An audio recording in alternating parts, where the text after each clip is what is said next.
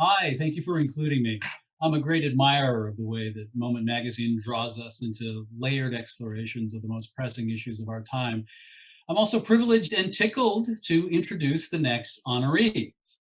If memory serves, it was around, I don't know, probably around 2003 is where I put it.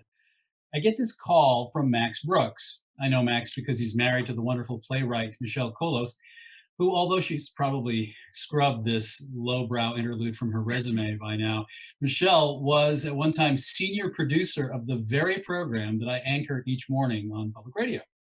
Anyway, Max was calling me for some advice about a project he was pondering. And as I listened to Max's plan, I had to remind myself of my general philosophy when people present what I hear as an idea whose time has not come. If it's half baked, my rule is I figure help bake it. Don't be discouraging. I myself had written one whole book and got on the road doing public appearances with it. And Max wanted to know what I thought of his idea. I listened, but inside I thought, Weh is mir, this is not such a wonderful idea Max has. Genius judge of the publishing industry that I am, I thought, how can I persuade this lovely, talented gentleman to abandon ship before he hits an iceberg? A book about zombie survival? Gee whiz, Max, I don't know.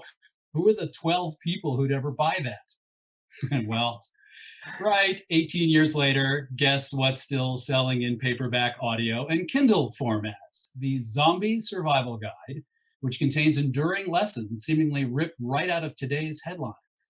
Now, I use it regularly. Why, at the last discussion of politics at our most recent multi-generational extended family dinner, I was able to draw on Max's chapter about understanding zombie psychology, which helped me survive at least through dessert. More than a book, Max, I think, with this sparked a movement. Even a Nobel laureate in economics was in debt to Max Brooks when Paul Krugman, not long ago, wrote a book called Zombie Economics: How Dead Ideas Still Walk Among Us. Did you know Max's book would end up being discussed in a meeting by a sitting chairman of the Joint Chiefs of Staff in Washington, D.C.? Seriously.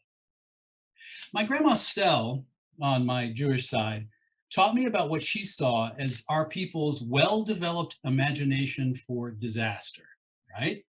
But the one guy who was able to do well and do good with our imagination for disaster is this fellow Brooks. You probably know he's from a noted Hollywood family. He wrote for Saturday Night Live. He's an actor. Everyone says Henry Winkler the Fonz is the nicest man in Hollywood. I actually think it's Max. Mr. Brooks also wrote the novel World War Z, an oral history of the zombie war, which became the big Brad Pitt movie. This year, Max produced what may be one of the most charming, effective, important public service messages of all time, I would say. It was back in March of this pandemic year, a plea for social distancing. There was Max making the case for taking the virus super seriously, featuring his 93-year-old dad, Mel Brooks, safely encapsulated on the other side of a firmly closed glass door. Max's case went this way in this YouTube video. If Max is careless and gets the virus, he could give it to his dad. His father might give it to his famous pals, thereby wiping out a whole generation of comedic legends. The stakes are high. We know it now, but Max knew it early and he knew how to communicate it. What you may not know is that Max is a sought-after expert who can help policy planners get over typically their inability to consider the unthinkable. He addresses what you might call the imagination gap when accounting for what business reporters like myself call black swan events. Zombies are a frame to consider other existential threats, from pandemics, climate change, nuclear war. Max also helps his audiences better understand creative problem solving on the fly and how to manage emergency responses. Max is a non-resident fellow at the Modern War Institute at West Point. He's author of Harlem Hellfighters, a vivid history of an indefatigable infantry unit of Black soldiers who fought in the First World War. They spent more time in combat than any other unit, yet its members faced corrosive discrimination upon their return home. It communicates crucial history using the innovative form of a graphic novel. And now, honored by Moment and the Center for Creative Change for his exceptional creativity and his work to make the world a better place. Let's welcome Max Brooks.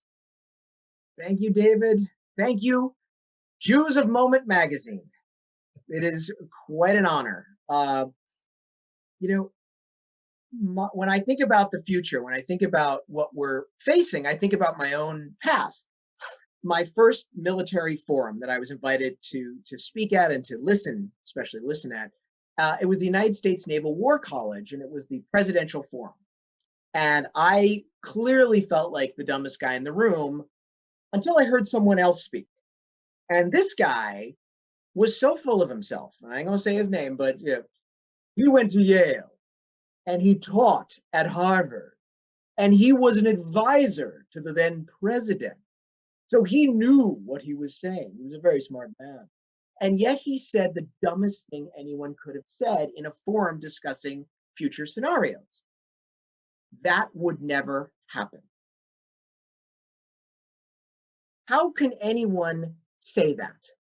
How can anyone think that? Forget that post 9/11. This was also post collapse of the Soviet Union and a whole world order that we had assumed would be with us as long as capitalism. That would never happen. That is the most dangerous phrase that we can think of nowadays, because it is the most dangerous thinking. In the times we are living in, unpredictability and change are our two constants. And in order for us to survive this present, and in order to teach our children to survive the future, we need to be as mentally agile as our Homo sapien brains will allow. And in order to be agile, we must embrace creativity. And that doesn't just mean coming up with good ideas. That's only the beginning. Ideas must be nurtured. They must be championed. They must be defended, because an idea without champions is a flower in winter and it will die. So we must look to the future. We must look to this constant change. Always be nimble. And we must always be imagining new scenarios and imagining new ways to confront them, and then imagining new ways to communicate these ideas to the people.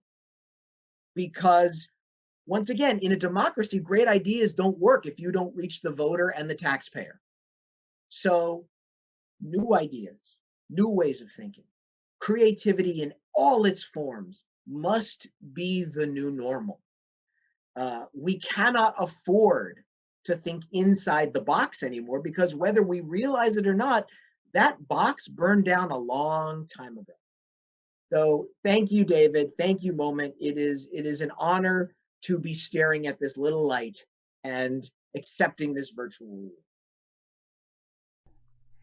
Max, congratulations on your Creativity Award for Moment. You're one of the most creative people I know, and thoughtful. You've written about zombies so seriously and so vividly that it took me a while before I saw that you were actually leading us in a meditation on the eternal pandemic of human folly. At least that's how I saw it.